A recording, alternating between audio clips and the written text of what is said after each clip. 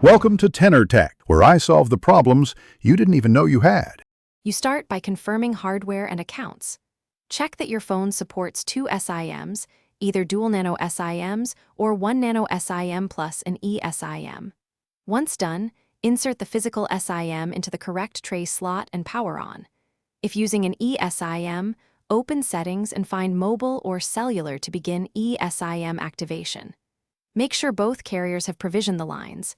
If not, contact them. This initial step prevents conflicts and speeds the rest of the setup. Now you activate and configure each line.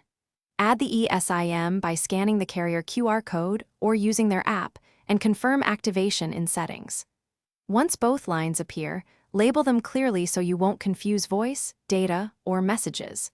Then choose the default line for mobile data and set which line handles calls and SMS.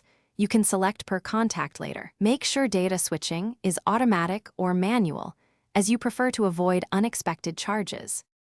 Finish by testing everything. Call each number, send messages, and browse with the selected data line.